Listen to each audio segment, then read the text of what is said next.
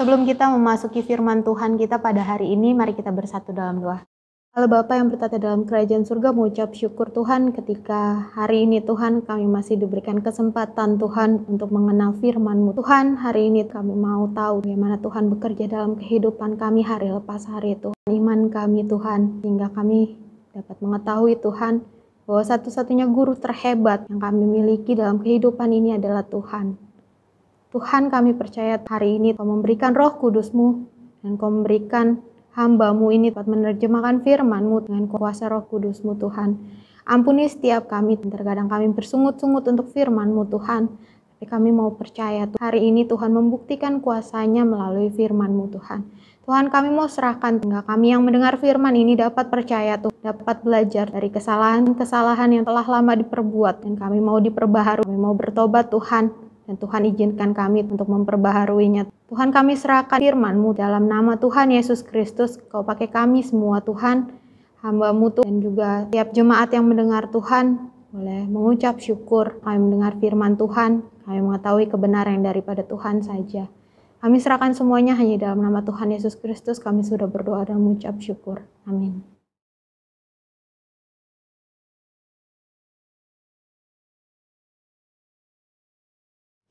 Firman Tuhan hari ini diambil dari Yohanes 12 ayat 37 sampai dengan 43. Dan meskipun Yesus mengadakan begitu banyak mujizat di depan mata mereka, namun mereka tidak percaya kepadanya. Supaya genaplah firman yang disampaikan oleh Nabi Yesaya.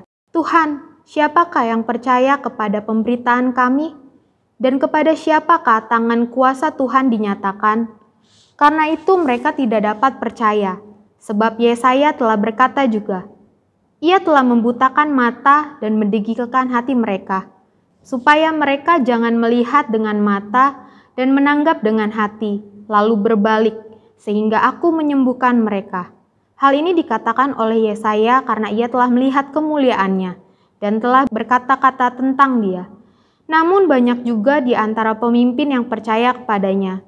Tetapi oleh karena orang-orang Farisi, mereka tidak mengakuinya berterus terang, supaya mereka jangan dikucilkan, sebab mereka lebih suka akan kehormatan manusia daripada kehormatan Allah. Bapak Ibu, kita mari perhatikan di ayat yang ke-37. Dan meskipun Yesus mengadakan begitu banyak mujizat di depan mata mereka, namun mereka tidak percaya kepadanya. Bapak Ibu, kita tahu kita telah belajar bagaimana kita mempelajari 3 jenis iman. Yang pertama itu adalah iman histori. Percaya ketika kita tahu bahwa mama papa kita adalah orang Kristen dan kita mengikuti iman mereka. Kita ikut ke gereja, kita ikut menyembah Tuhan. Yang kedua itu adalah iman mujizat. Percaya karena mujizat. Ketika kita mengetahui bahwa kita melihat ada mujizat yang Tuhan Yesus kerjakan. Setiap hamba Tuhan melakukan mujizat. Tuhan pakai mereka. Kita menjadi percaya karena mujizat. Dan yang ketiga adalah iman pertobatan. Iman pertobatan adalah iman yang percaya karena mereka bertobat. Dan setiap orang Kristen harusnya memiliki iman ini. Iman pertobatan di mana setiap orang yang telah jatuh dalam dosa kembali bangkit dan bertobat dan mengikut Kristus.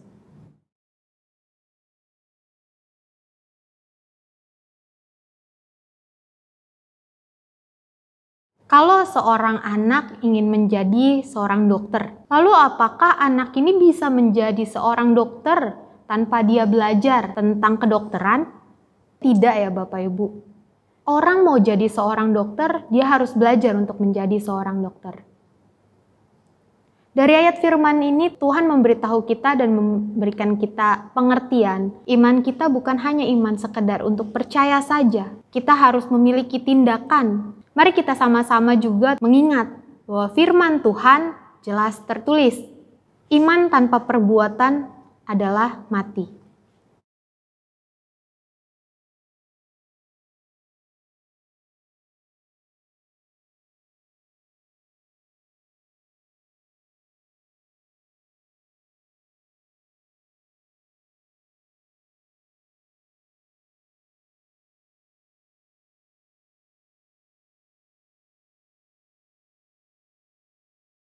Jadi Bapak Ibu kita tahu bahwa di ayatnya yang ke-37 mereka tidak percaya dan iman mujizat pun tidak ada di sana.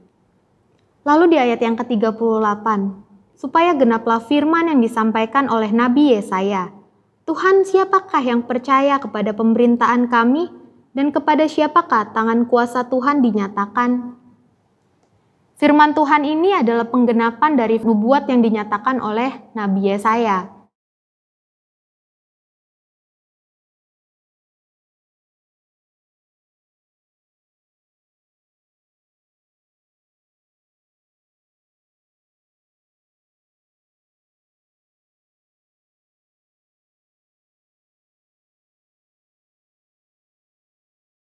Karena itu mereka tidak dapat percaya sebab Yesaya telah berkata juga, Ia telah membutakan mata dan mendegilkan hati mereka supaya mereka jangan melihat dengan mata dan menanggap dengan hati lalu berbalik sehingga aku menyembuhkan mereka.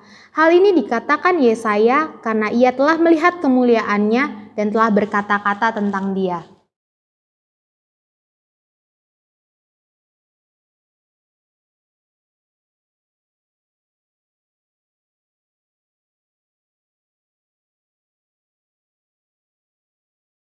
Mari Bapak Ibu kita kembali perhatikan di ayat yang ke-43. Hal ini dikatakan oleh Yesaya karena ia telah melihat kemuliaannya dan telah berkata-kata tentang dia.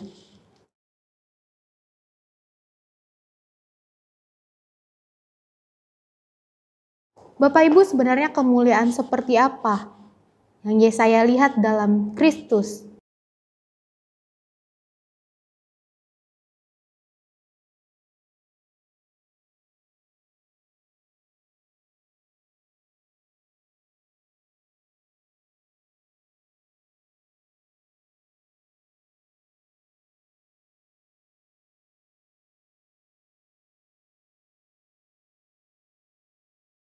Mari kita sama-sama buka kembali Korintus 1 pasal 15. Sesungguhnya aku menyatakan kepadamu suatu rahasia. Kita tidak akan mati semuanya, tetapi kita semuanya akan diubah dalam sekejap mata pada waktu bunyi nafiri yang terakhir. Sebab nafiri akan berbunyi dan orang-orang mati akan dibangkitkan dalam keadaan yang tidak dapat binasa dan kita semua akan diubah. Maut telah ditelan dalam kemenangan.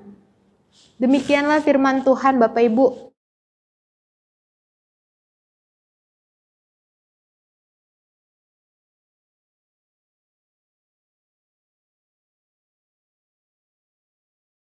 Bagi saya kebangkitan Lazarus itu adalah kebangkitan yang luar biasa. Satu tanda dari Tuhan yang menyatakan bahwa setiap manusia akan dibangkitkan di kemudian hari. Di 1 Korintus 15 ayatnya yang ke-50, bahwa setiap dari kita akan dibangkitkan. Dan Tuhan Yesus telah bangkit, kita yang percaya jelas tahu bahwa kita akan dibangkitkan bersama dengan Kristus. Kita akan naik ke surga. Jika kita memiliki iman percaya.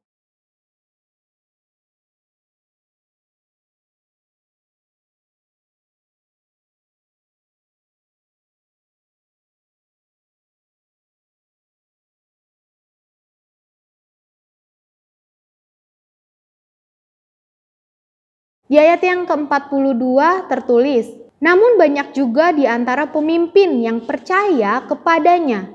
Tetapi oleh karena orang-orang Farisi, mereka tidak mengakuinya berterus terang, supaya mereka jangan dikucilkan, sebab mereka lebih suka akan kehormatan manusia daripada kehormatan Allah.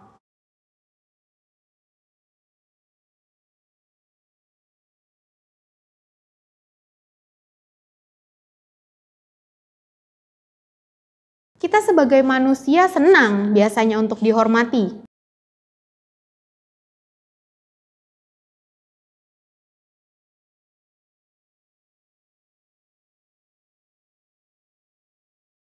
Filipi 2 ayatnya yang ketiga. Dengan tidak mencari kepentingan diri sendiri atau puji-pujian yang sia-sia, sebaliknya, hendaklah dengan rendah hati yang seorang menganggap yang lain lebih utama daripada dirinya sendiri.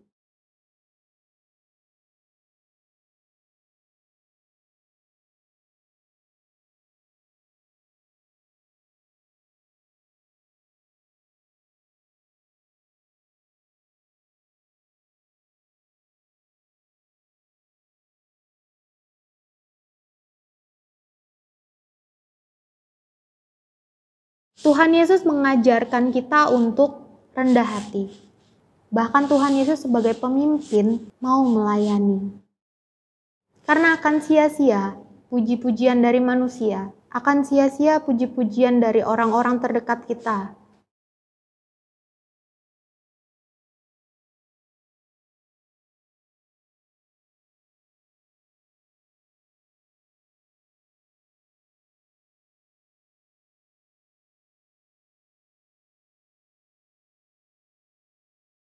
Ketika kita sudah menyatakan iman kita, dengan mulut kita percaya kepada Kristus, mari kita belajar untuk memperbaiki tindakan kita.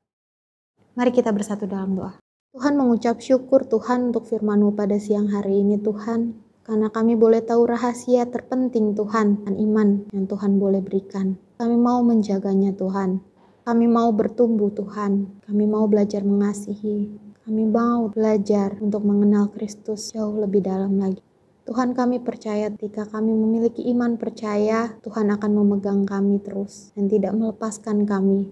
Ketika kami memiliki permasalahan, Tuhan merentangkan tangan sehingga kami boleh tersungkur di hadapan Tuhan dan menangis di bawah kaki Tuhan. Tuhan, Kau Allah yang hebat. Jangan biarkan mulut kami memuji Engkau, tapi hati dan tindakan serta pikiran kami tidak memuji Engkau Tuhan. Biarlah kami memuji Engkau dengan mulut, dengan hati, dengan pikiran, terlebih dengan tindakan kami Tuhan. Sehingga kami boleh terus maju tanpa gentar dengan kuasa Roh Kudus-Mu. Sehingga kami boleh menjadi seperti bintang-bintang di langit Tuhan. Seperti janji-Mu dalam firman Tuhan. Kami menjadikan setiap anak-anak-Mu terang. Dalam nama Tuhan Yesus Kristus kami sudah berdoa dan mengucap syukur. Haleluya, amin.